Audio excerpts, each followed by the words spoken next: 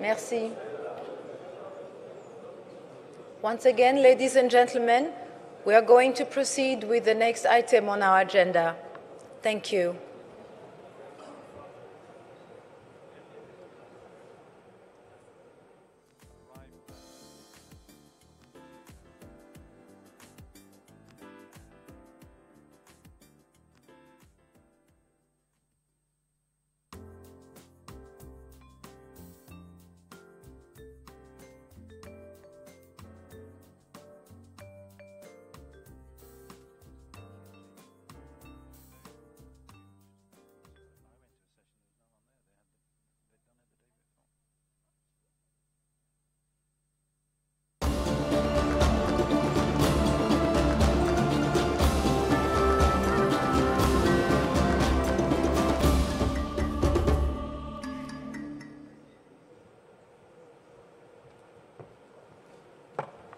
Good morning.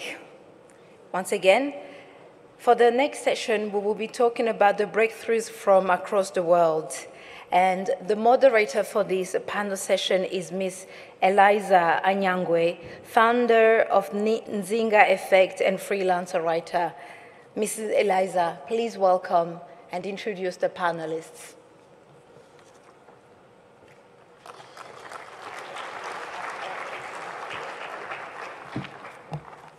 Good morning, everyone, and thank you for persevering through to the final day. I've already been introduced. It's a pleasure to be here, particularly having attended NEF, the global gathering in Dakar.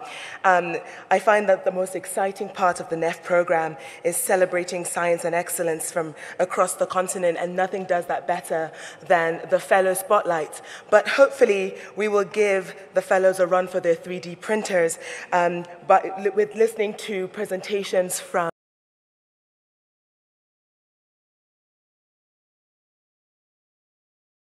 our session is that you will get some insight into the work that they have done, and it will be followed with a panel discussion open to questions from yourselves. We want to understand a bit better about how they arrive at breakthroughs, but also perhaps some of the challenges of work impact, the relationship between research, perhaps, and policy. Let's see what we will have time for in an hour. I will call each one of them up. They will either present over there or here, and then they will join me on the stage for the ensuing discussion. So, with no further ado, let me welcome up. Oh, just to let you know, if you are following by looking in your program, unfortunately, Professor Samaya Nisanke has been unable to join us. So we will only have 4 presentations, but I promise you that they will be fascinating. So joining us first then, please welcome up Professor Saeed Azam-Ali, who is the Chief Executive Officer of Crops for the Future. Welcome.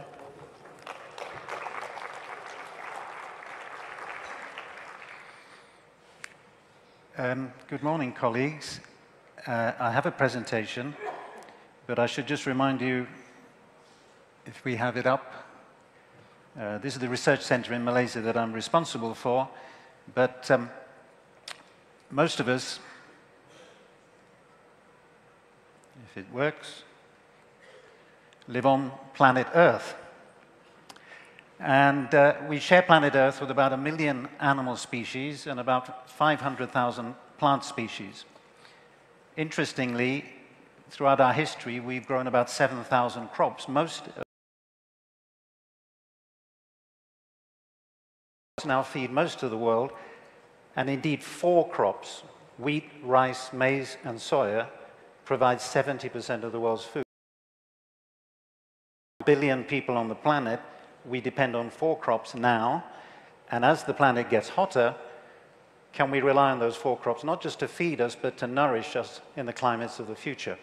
And of course, the evidence for Africa is not great, because none of those 4 crops are indigenous to Africa. You won't hear the voices unless the sound is being played. Well, you've just heard the 7,000 languages being spoken on the planet. I'm speaking language number 3, English. And the problem is, every time we translate our knowledge into a new language, we lose that knowledge. And nowhere is that knowledge being lost faster than the indigenous knowledge about agriculture and plants in Africa. Let me show you Mrs. Fakudze. She's a farmer, and there's a famous phrase many of you will know, that when an African farmer dies, a library goes with her. So we're keeping the germplasm of our plants. We're even storing them in the Svalbard Gene Bank in Norway. But are we keeping the knowledge of agriculture that is in the library and the heads of African farmers? This is the crop that Mrs. Fakudze grows. And Eliza, you'll be pleased to know its center of diversity is actually Cameroon. But it is grown across Africa. But it has unfortunate pejorative names. It's known as an orphan crop. It's a neglected crop. It's known, Bambara groundnut, as the groundnut of the women. And this is not a term of endearment, because it's underutilized. So most of the crops that I work on and have worked on for 30 years, starting in Africa in 1979, are these underutilized crops. But we have marginalized and neglected them, even though they're nutritious, even though they're tasty, even though they're resilient to the climates that we face now and in the future, and indeed, are they crops of the future that come from this continent? This is the library in Mrs. Fakudze's head. She knows about her species, she knows about the varieties, or indeed the land races that she grows. She knows how to grow it. Her children and her farm the crop because her husband farms maize and real crops. She knows how to cook it. She knows how to make food from it. And maybe you in this audience will know it as Bambara groundnut and Jugo Mawe, Jugo beans, Ifokwa. But it's Mrs. Fakudze who will take it to market, often across the border, to sell it elsewhere, because she's an entrepreneur. And she actually provides the whole knowledge base of this crop, along with other African farmers, because there has been no research on this crop till we started working on it about in 1988. What have we added to Mrs. Fakudze's library? We've produced the first genetic linkage map of an underutilized crop, Bambara groundnut. So we've identified the genetic characteristics of the crop. We've grown it under field conditions with different agronomic treatments. We've grown it in different countries as a multi-location experimental program in Africa, Asia, Southeast Asia, and South Asia. And we've identified its contents and its compositional analysis, its nutritional value, and we've made products from it. We've added to the library of knowledge Mrs. Fakudze has, because we've made new products using Bambara groundnut as an ingredient, and we found new markets. We found markets for the crop beyond where the crop has been grown. Underpinning the whole of this is we've developed the first knowledge base, global knowledge base for underutilized crops, called CropBase. Now, when I say 4 crops feed most of the world, who has the knowledge of the other 7,000? Nobody. And that knowledge is being lost incredibly fast. So by creating a knowledge base, we can actually store that knowledge and make it available to people who can make use of that knowledge. Now, of course, Mrs. Fakudze and many farmers growing Bambara groundnut are growing it in Africa. But Africans took Bambara groundnut to Southeast Asia 600 years ago. And it's been grown in Indonesia, in Malaysia, in Thailand, as a local crop for which there is a value, but there's never been a connection between Africa and Southeast Asia. And we found a genetic linkage between African land races and the material being grown in Southeast Asia. We now can link the library in Mrs. Fakudze's head with farmers in Indonesia, like Mr. Ali, because we can actually connect them through our global knowledge base. And we can use an instrument that almost all of us now have to do that. So what really we're saying is that, first of all, we have to have the knowledge of these crops and exchange that knowledge. It was said just before about the diaspora and the African medical scientists around the world. What about African agricultural scientists around the world and their knowledge that we can reconnect with their crops? We can have champions like His Royal Highness the Prince of Wales, who launched our Forgotten Foods Network, because we can then showcase the foods that we and our previous generations used to have, which we no longer eat because we're eating fast foods from very, very few limited around. From being at the bottom of the pile, we can actually put underutilized, indigenous, climate-resilient crops of the future at the top of the pile, for which we need a huge effort to capture that knowledge and make it available for the next generation. Thank you.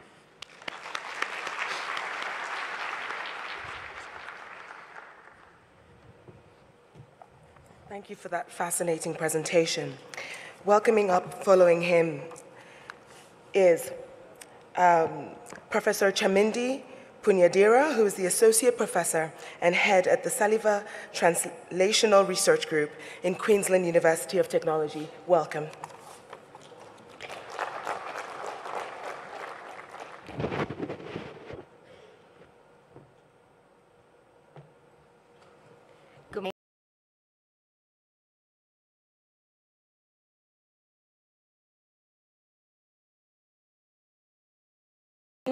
And before I start my talk today, I'll tell you a little bit about my background. So I was born in Sri Lanka. I grew up in Africa, so I'm an African girl. So I grew up in Botswana, a place called Maun, near the Okavango swamps. I did my undergrad studies at University of Botswana. Then I went and did my postgrad studies at University of Witwatersrand Medical School, where I did my master's and my PhD. Then I moved to Netherlands. I did my postdoc studies at the University of Maastricht. And after 4 years of postdoctoral studies, I went and worked at Philips Electronics.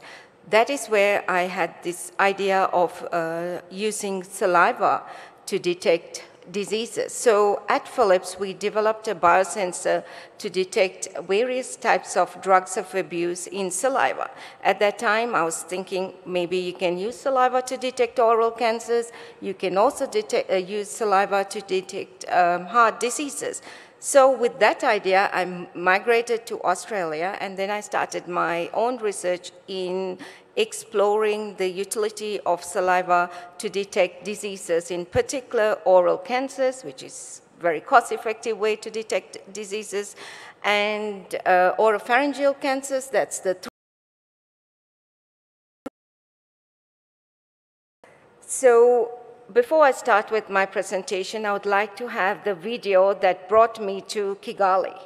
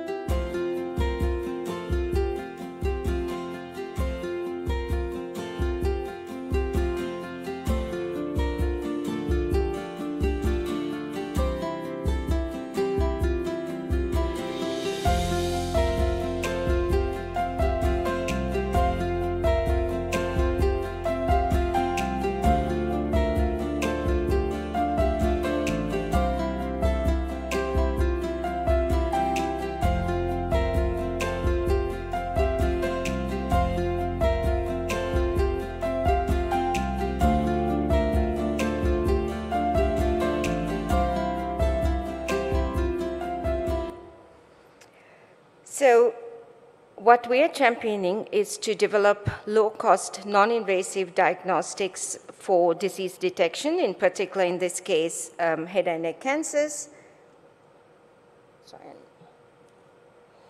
Why saliva? Pretty obvious, right? If you have phobias for needle, like I do, saliva is the way to go. Non-invasive, low-cost. You can do sampling in remote and emerging economies. And it's quite ideal for young and elderly. However, there are disadvantages of using saliva. Analytes in saliva is at low concentration, so they're in picogram per mil range compared to blood, which is in nanogram per mil range, so you need sensitive detection technologies. Secondly, we don't understand how different biomolecules get transported across the blood endothelium into the salivary epithelial cells. Thirdly, what type of saliva should we use? Should it be unstimulated saliva? If I get you guys to tilt your head down, Can you do that? Just tilt your head down. You can feel that you can pull saliva in your mouth. That is called unstimulated saliva.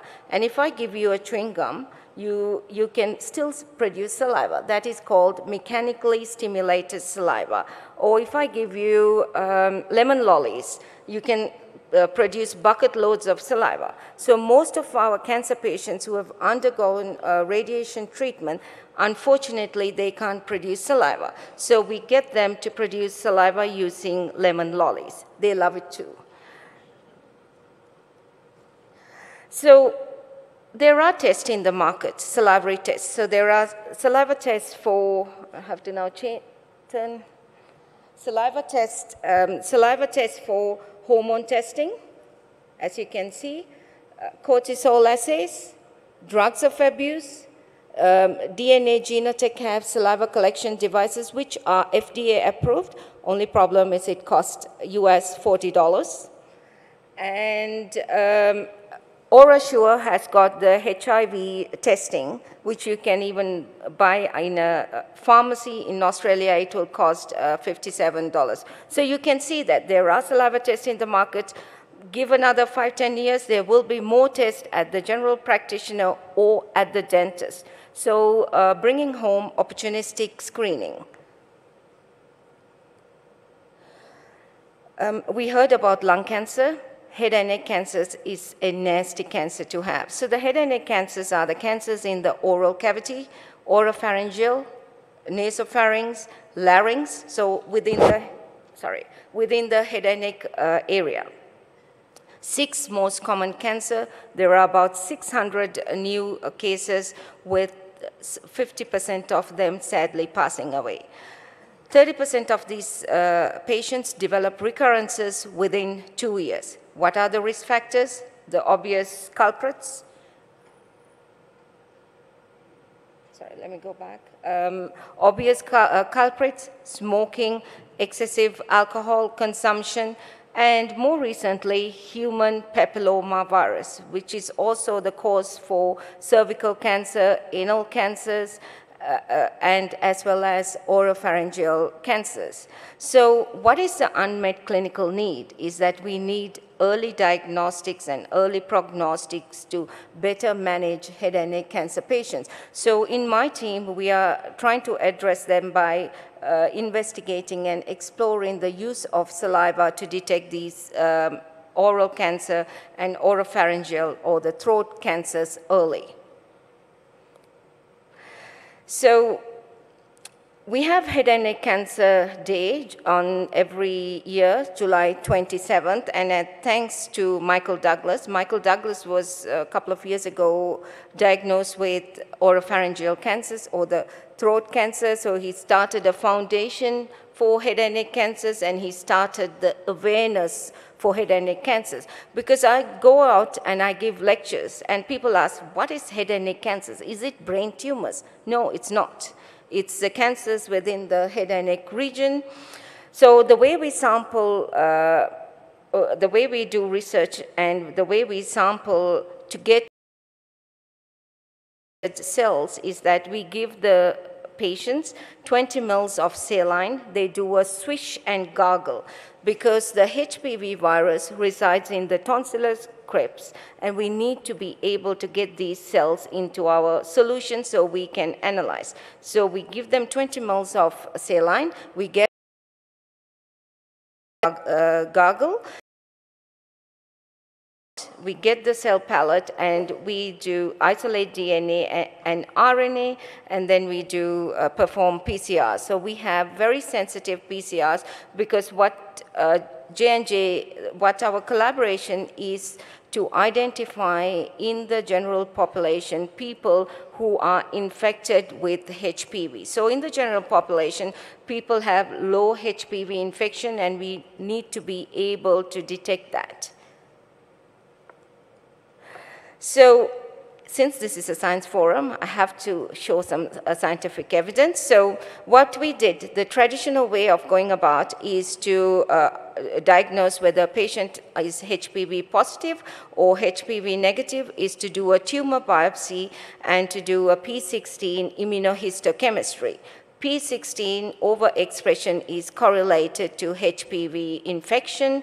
So the pathologist confirmed P16 positive patients and P16 negative patients. So we collected oral rinse samples, we isolated DNA, we did analysis, and so we get sensitivities of about 93% and specificities about 100%, which is quite good. And our collaboration with J&J, we've reached over 600 samples, and we are isolating DNA and doing the analysis currently. So I have to make it clear.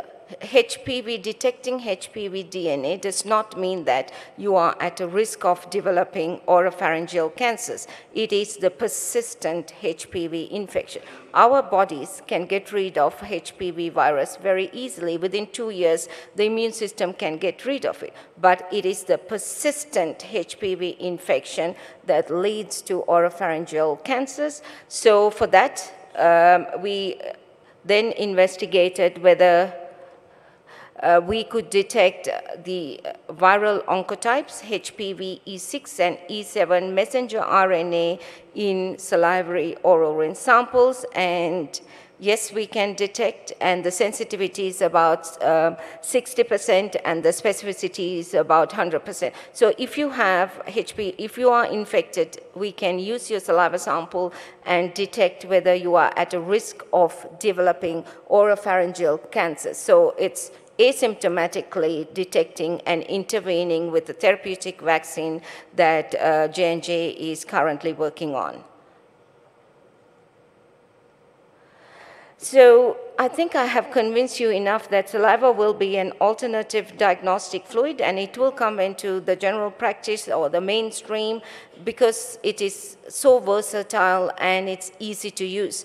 This year, on the 5th and 6th of July, we're hosting the Saliva Conference in Brisbane, Australia, and I'm doing it free registration. So if you are interested to find out what's happening in the world of saliva, you're more than welcome to attend.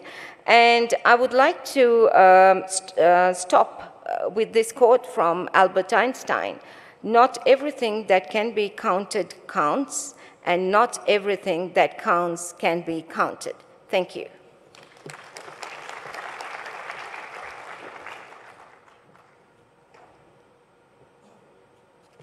I have a deep envy for you scientists. You have the best conferences, the Saliva Conference.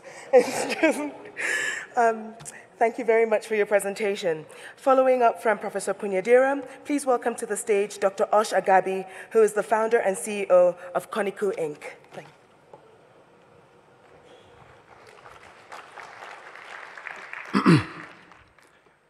Good morning, everybody. My name is Osh.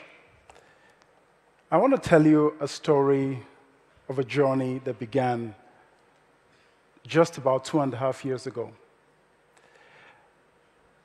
I was a kid that was born in Lagos in Nigeria.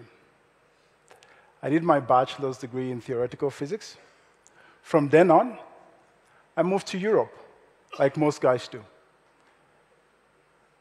I studied at Imperial.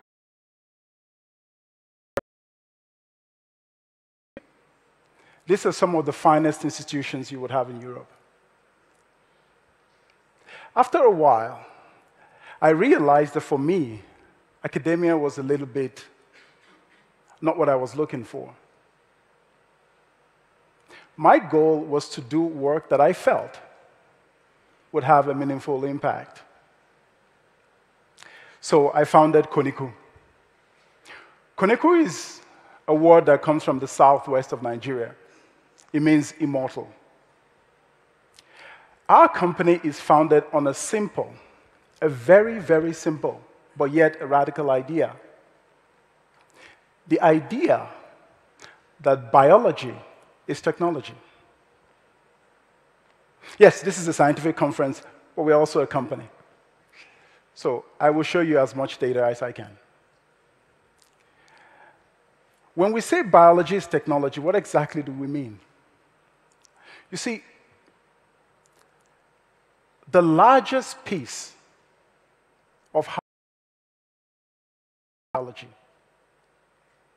in the plant mass, animal mass, and the people mass.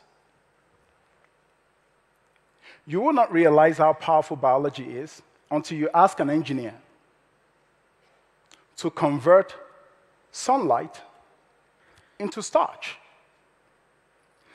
When you start building the machine, you will realize the miracle of what biology has been able to accomplish. The degree of compression that goes in DNA, for instance. The speed and agility of animals. The fact that, anecdotally, a lunar moth can detect a mate up to 11 kilometers away. Once again, a lunar moth can detect a mate up to 11 kilometers away. The parts per quadrillion that we're talking about here, the numbers are insane. But let's come down a little bit to the earth. The dog, for example, when you go to an airport and you're being screened for security. In fact, we've seen some of them around Kigali, sniffing for explosives. What are those dogs looking for? They are looking for volatile organic compounds. How does the dog do it? Currently, there is no technology on this planet that can match what the dog is capable of doing. Once again, that radical idea that biology is technology, that is what our company is founded on. So what happens is the dog's nose has evolved to act somewhat of a vacuum cleaner. It pulls in these particles of explosives. These particles go along and they bind to what you call GPCRs. These are little protein sequences on the surface of cells. It causes a transduction mechanism inside the cell to generate an electrical signal. Then this electrical signal goes to the brain of the dog and tells the dog an explosive is present. Well, can we co-opt this technology? That's exactly what our company has done. We take DNA that codes for a specific GPCR, we get them to be expressed in neurons that would normally not express these receptors. And then when the explosive particles bind to these neurons, it generates an electrical signal, which we're able to pick up with our chips. Once again, biology is technology. I keep repeating that phrase because it's very important. So here we show an example where we're able to do a forced expression of GPCR receptors, or GPCRs, in neurons that normally would not express those receptors. These neurons are staying positive. They are tagged with green fluorescent protein. The line you see streaking across, those are electrical conducting lines that take the signal from those neurons and take it to the outside world. Therefore, with our chip, we've opened up a new vista, being able to detect VOCs like no silicon system can currently do. You can use them for detection of diseases, for instance, tuberculosis. As you've heard, when you have cancer, the VOC signature in your breast changes. You can use our chip for this as well. Last year, we generated revenues exceeding $10 million from using our chips to detect explosives. And here, this is the first time we're showing this in public. In February of 2016, when we started, our chipset was the size of a small fridge. In just under 2 years, we've been able to reduce the chipset to the size of a small iPad. And this is the device we debuted last year. It's called the Koniku Core. Of course, this device is useful for public screening, for instance, like you've seen in Kigali. So instead of going through all that metal detection and people frisking you, you could just go through our device without the attendant problems. Of course, we are looking at applications in hospital infection tracking systems. One thing I am super proud about is the team that we've been able to build as a company. In my company, we have people from literally every corner of the globe in that company.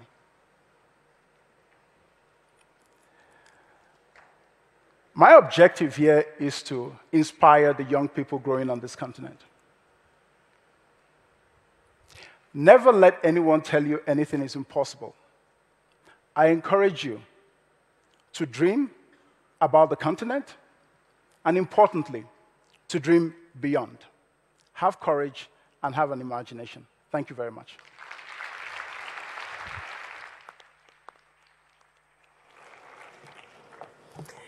Ladies and gentlemen, I hope you've been listening attentively. After our final speaker, the floor will be open for you to ask both technical and non-technical questions about the breakthroughs you've heard. But before then, please can I welcome up Dr. Douglas Wallace, who's the director of the Center of Mitochondrial and Epigenomic Medicine at Children's Hospital of Philadelphia Research Institute. Thank you, and good morning. Great. So sitting in your chair right now is you. You think that's one individual, but that is an illusion. Sitting in your chair right now is 100 trillion separate individuals. These are called cells. And these cells are communicating with each other in a very, very sophisticated set of hormonal and electrical signals. But even more astonishing than the fact that there are 100 trillion separate individuals sitting in your chair right now is within each of those individual cells is a colony of 100 to 1,000 per cell. That colony of bacteria got into your cells about 2.5 billion years ago in a symbiosis. And those bacteria, just like the nuclear cytosol of your cell, those bacteria have their own DNA. The DNA is transcribed into RNA, translated into protein, and those proteins do what? Those proteins create energy. So those little cells inside your cells, that colony of cells, is called the mitochondria. And the mitochondria generate 90% plus of all the energy that you use. So if you think about it, there are 100 trillion cells and 1,000 mitochondria in each cell. That is about 20 to 30% of your body weight. And each of those little mitochondria is a capacitor. It uses the hydrogen from your food, which you heard about actually on Monday, with the oxygen that you're breathing, and reacts those two to generate energy. And the energy is used to create a capacitor across the membrane of that bacteria. And so each of your bacteria is about 0.2 volts of capacity. That is, the sum total of all the energy sitting in your chair right now is the equivalent of a lightning bolt. So that is everything that you use to do energy. And if you don't think this is important, just stop breathing for the next 15 minutes, okay? Okay, so why is that so interesting to our biology? Not only philosophically astonishing that there is a colony of cells that are using us to motivate them, locomote them around the universe, or at least the Earth, ultimately the universe, but also those mitochondria have their own genetic history. And that is because this little piece of DNA in the mitochondria, the wiring diagram of the mitochondrial power plants, that little piece of DNA is inherited from one and only one parent, the mother. So the mother transmits her mitochondrial DNA to all of her children through our oocytes, and her daughters transmit it to their children. Males' mitochondria enter the egg, are seen as foreign, and are selectively destroyed. So guys, don't feel bad. Men have been thrown out for 2 billion years. Good. Okay, so now what's interesting about this is that these mitochondrial DNAs, being only maternally inherited, can only change by mutations along the maternal line. Therefore, if I sequence the mitochondrial DNA of any two of you, the number of nucleotide differences between you is equivalent to the time since you shared a common mother. So we use that very idea about the last 25 years to go around the world and find indigenous peoples, get their permission, take a sample of their DNA, sequence the mitochondrial DNA, and then compare the mitochondrial DNA sequences of all the different people. And by doing that, you can then genetically link up all the populations of the world through their mothers. Okay? So then what did we find? What we found is that all mitochondrial DNAs trace back to a single mitochondrial DNA that existed here in Africa about 200,000 years ago. And that has become known as the mitochondrial Eve. But even more interesting, we can take then the variation in Africa and of the mitochondrial DNA, and we can trace out all the kind of interesting histories that have occurred in Africa. So in addition to the origin, which seems to be in the Click people, we've studied it most extensively in South Africa and the Khoisan, but also the other Click languages peoples in East Africa, those being the most ancient populations, according to the mitochondrial Eve idea. But then after that, about 90,000 years ago, a lineage developed, a maternal lineage, that gave rise to the first of the pygmies. And then 30,000 years, another mitochondrial lineage gave a different group of pygmies. Even though they look exactly the same, they had two very different origins. And then later, a mitochondrial lineage gave rise to all sub-Saharan North Africans. That's fascinating enough, but then the most astonishing thing we found, and that is 65,000 years ago, only 2 mitochondrial DNAs left Africa and created the great diaspora that colonized all the rest of the world. So what did these 2 mitochondrial DNAs do? Well, one mitochondrial DNA went through India, Southeast Asia, all the way down to Australia. And that lineage was staying in the tropics. But the other lineage went north into the temperate zone and moved across east to west, colonizing all of Eurasia. So why would there be this differential, one staying in the tropics and the other staying in the temperate zone, or moving to the temperate zone? And the reason for that is that your mitochondria use energy for 2 different purposes. One, it uses energy to do work, like take notes, or the other reason is it uses the energy to maintain your body at 37 degrees centigrade. Now, energy can only be used once. So if you're going to use your energy to make heat, you can't use it to make ATP.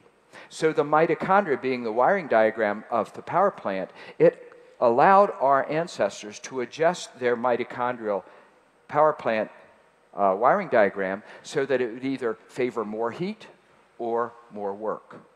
So in the tropics, it's very good to have a wiring diagram that's good at making work and not at heat, because the temperature here is warm.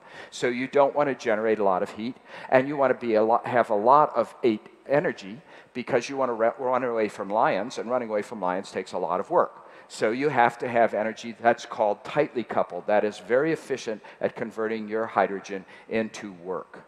But in the tropics, in the Arctic, the lions froze to death. That was not a problem. The problem was our ancestors were freezing to death after they left Africa. So what did they do? They changed the wiring diagram so that they increased the amount of heat at the expense of using the calories to do work. So now what did they have to do? They had to eat more calories, because you have a finite amount of work to do. But that generated more heat, and that allowed them to be thermal adapted. So in fact, our mitochondrial DNA changed as our ancestors migrated out of Africa and around the world. And that change was due to our adaptation to DNA lineages became organized or centered in Siberia. And 20,000 years ago, those were the only 3 mitochondrial DNAs that were there to cross the Bering Land Bridge and colonize the Americas. So why did only 3 mitochondrial DNAs cross the land bridge? Because those were the cold adaptive mitochondrial DNAs.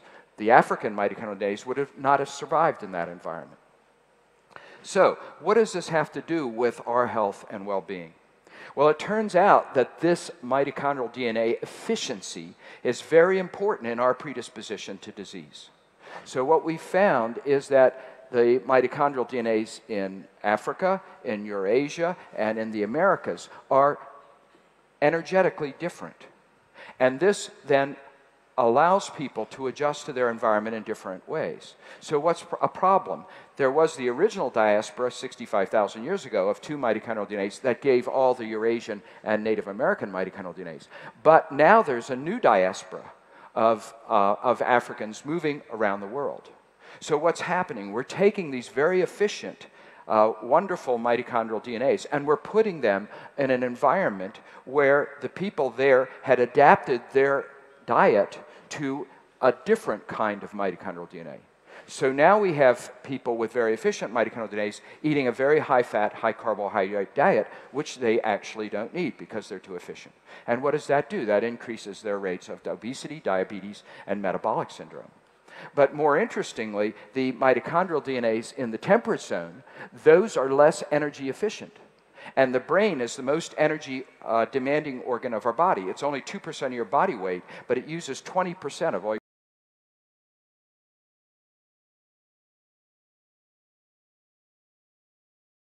is some of the lineages that are found in the temperate zone and in the Arctic are slightly less energetically efficient, and they're then more predisposed to things like autism, Alzheimer's disease, Parkinson's disease, and various other kinds of inflammatory diseases.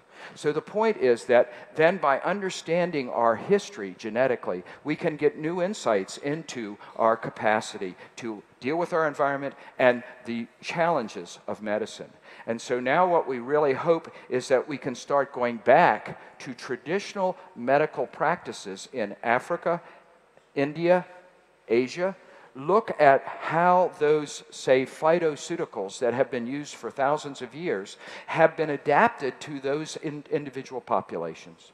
And then take those phytoceuticals, test them against our mitochondrial energy output system, find the backbone chemicals that are most effective, and then use those as backbones for new drugs. And so that's our plan now, to work with Asia, Africa, and India, mine the traditional medicine, use that traditional medicine which evolved because of our ancient ancestral genetic background, and now use it to help modern diaspora of Africa. Thank you very much.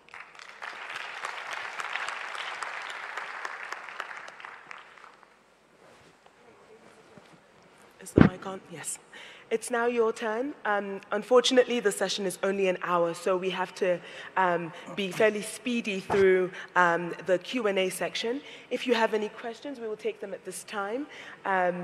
Of course, I have a ton because I'm a fangirl of science, so, but you have probably a few more technically astute questions than mine. So if anyone has a question for any of our speakers. No? Well, I'll ask a couple of hands. Thank you. If I can ask you to be succinct with your questions so we can take as many of them as possible, and please direct them to a specific speaker so that we can also answer them quickly. Thank you. I'm Jean-Pierre Mnyamon, the lecturer at the University of Rwanda. I'd like to ask, to address my question to the last talk. Recently, I read a news piece saying that normally it is believed that Africa is the cradle of life. And recently I read a news piece saying that life did not start from Africa, rather from Europe. And I would like to ask if this is scientifically proved or it's still in speculation. Thank you. Thank you. Can we have the second question from the gentleman over there? Bonjour à tout le monde, Dr Fadel Kebe de l'Université Cheikh Anta Diop de Dakar. En fait, ma question va dans le Dr Agabi, donc, qui a présenté effectivement sous son entreprise Koniku. On voit avec lui l'exemple typique d'un chercheur qui, à un moment, s'est senti ne pas avoir sa place sur l'aspect académique. Et il est parti faire de l'entrepreneuriat. Souvent, ce qu'on voit, c'est qu'on demande aux chercheurs de se transformer en entrepreneuriat et souvent on a des blocages. Je voulais en fait qu'il revienne un peu sur son parcours, nous dire en quoi effectivement aujourd'hui le fait qu'il a pu faire ce changement est facile.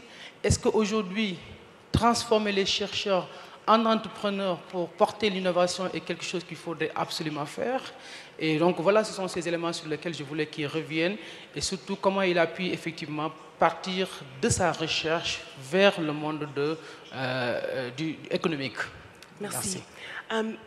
Osh, if you didn't get that, he was basically asking for the decision you've made to go from pure science, research, academia, and into the space of business and enterprise. And is this something that, in your view, you think is necessary for researchers to do, to move from in the academic space to entrepreneurship? If you mull that answer over, we'll take the third question, and then you can answer. Okay, there was a hand from a gentleman, I think, or a lady right here. Can you please come and take this question as well? Hello, good morning. My name is Mohammed Isa. I'm from Chad. My question goes to Professor Said, which is about how we can collect the knowledge from the indigenous African, those don't know how to write and read. Thank you. Can you please repeat your question?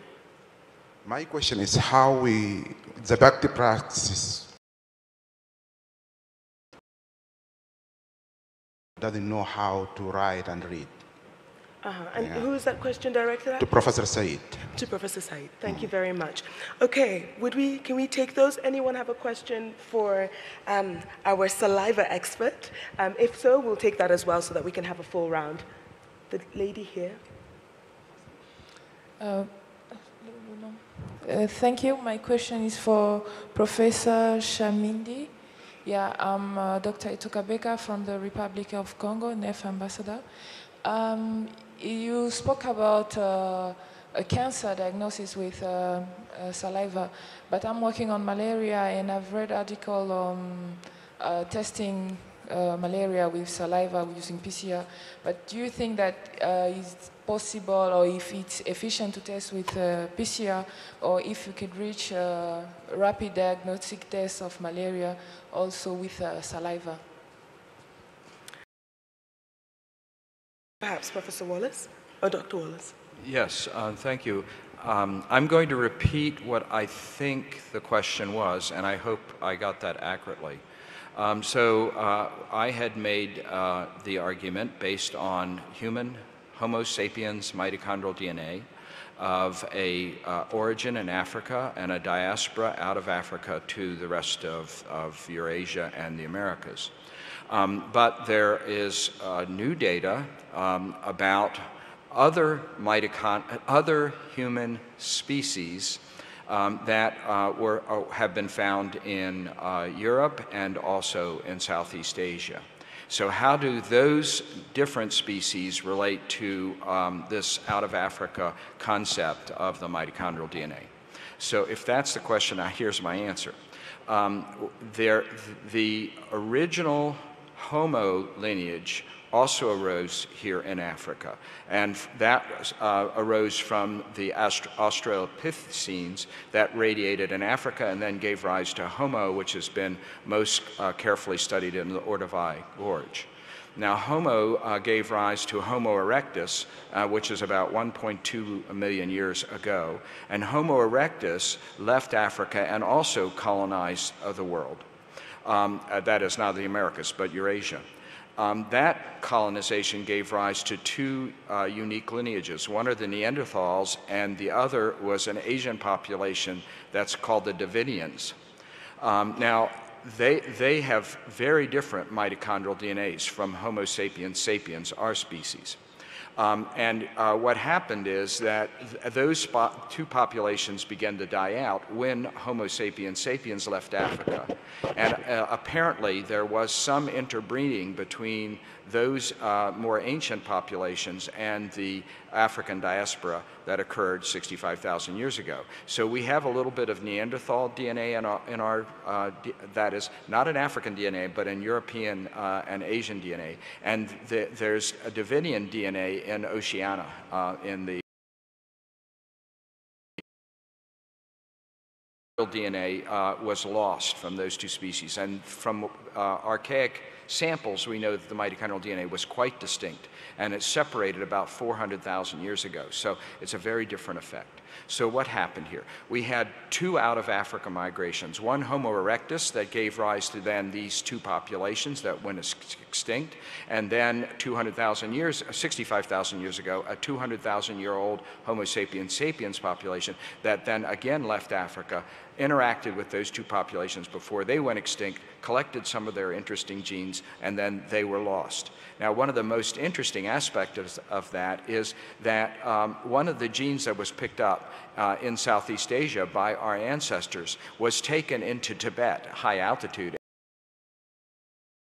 Of Darwinian DNA changed something in a set of genes that are very important in high altitude adaptation. So that particular introgression of genes in the nucleus allowed people to adapt to that high altitude environment.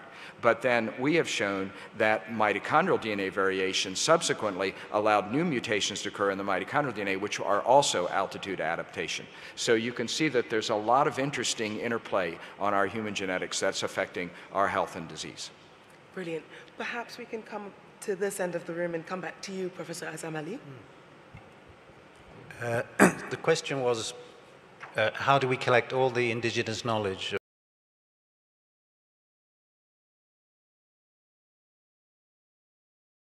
consequence of not doing that. This is the last generation of that knowledge. As farmers die, their children move, they leave the village, they go to the city, they leave the country, they learn another language. This is the last generation, and needs to be a complete change in mindset. We should be using, if I may say, all of the technologies we've discussed in this conference of how Africa should catch up. It shouldn't have to catch up. It can actually be at the forefront in using fintech and blockchain and knowledge systems and AI to actually capture this knowledge and make that available so that the next generation has access to the knowledge, and we give that knowledge back to farmers and growers so that they can actually improve their agricultural systems. It almost needs to be a sort of Manhattan project, because we have the technologies now to fast track all of this information. The big question is, how do we get the information from farmers' heads and share that with scientific data?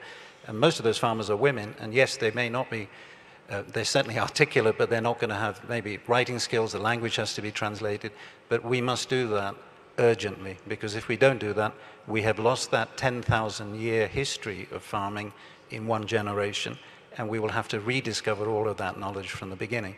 And I think this is really why this should be a major initiative for us to actually capture the knowledge and link it to science and all of the technologies that we're now chasing. May I piggyback on that and ask you how does the scientist specifically, if you're trying to lead to such systems change, essentially, and behavioral change, how do you then relate to people in terms of changing what they choose to eat based on what they think is aspirational, etc.? So again, we start from the other perspective, and often science is accused of being supply-driven. We have a technology, we find commercial use, we find an end market for it. Actually, we're starting with the Forgotten Foods Network to ask, generationally, can we have the recipes and knowledge of your foods that we no longer eat?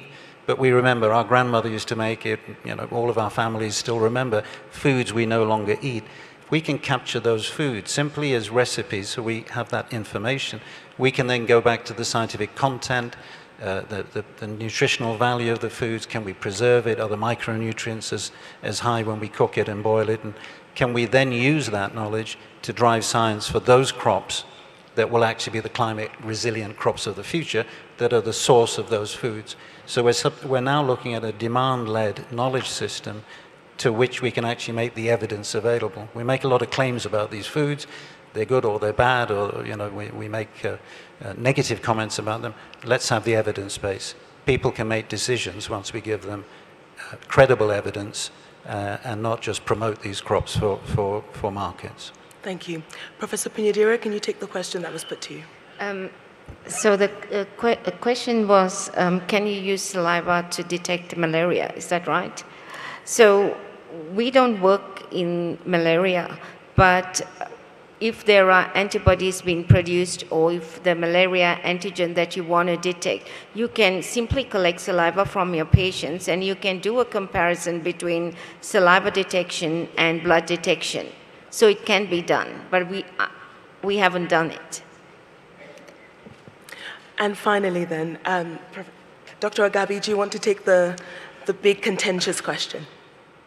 So if I understand the question correctly, the person was asking, how do you make a transition from the academia to the industry? Should you have to? And I think there is all through graduate school, I have never met any graduate student that was innate for the money. I think in most cases, graduate students are innate to make an impact, to make a positive impact around them. In some of the cases, yes. I have found, for me, the major catalyst was the realization that just getting access to grants, there is the famous postdocalypse.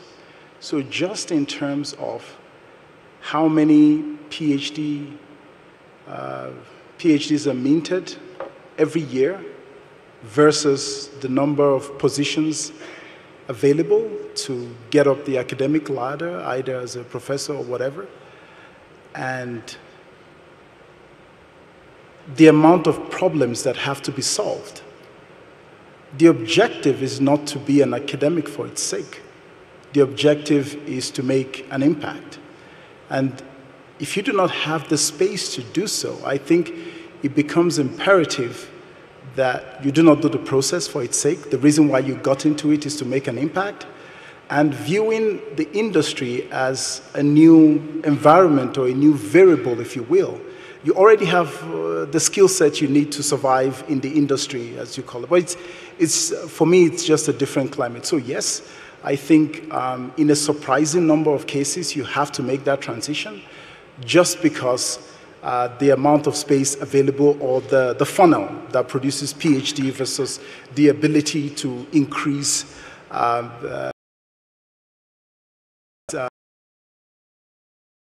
the whole academia system has been around for literally hundreds of years. We're in the 21st century now, and sometimes I think the opportunities are there, and to make that transition, I think it's not as hard as, it's not trivial, don't get me wrong, but it's not as hard as most people think it is. I don't know if that quite answers the question. I think so. I think also there's an opportunity in the break if he wants to sort of pick that up further with you. Professor, you wanted to come in on that? Can I? So.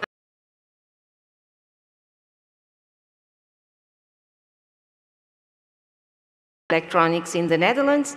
Then I moved to Australia and I moved into a postdoctoral position. So that was a huge challenge because at Philips, I had lots of patents, but I haven't published because the industry is predominantly for filing patents and protecting the IP. So it takes a while for you to publish. So you have a different skill set when you work in industry and different expectations. And when you move into academia, it's a different world. So as the previous speaker said, it's very, very daunting and it's very, very challenging. So I really had to move from a postdoc into a lecturer into the position that I'm currently at. And it was by no means very easy pathway. I always had to struggle to get and compete with the academics who have already been in the academic trajectory compared to a person moving from industry into academia. Maybe I might make the shift and move back into industry. I don't know. All right, ladies and gentlemen, please give a round of applause to our panels for their fascinating insights. The session was labeled as a peek session. I hope you've had a peek into some of their work. Please do follow up with them in the break. Merci, Murakoze, and thank you very much.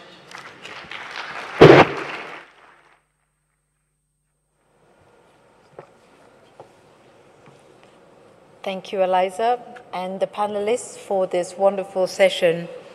So we will now take a very short break of 10 minutes before we start with the next plenary session. I will ask you to kindly come back into the room in 10 minutes. We'll start soon. Thank you.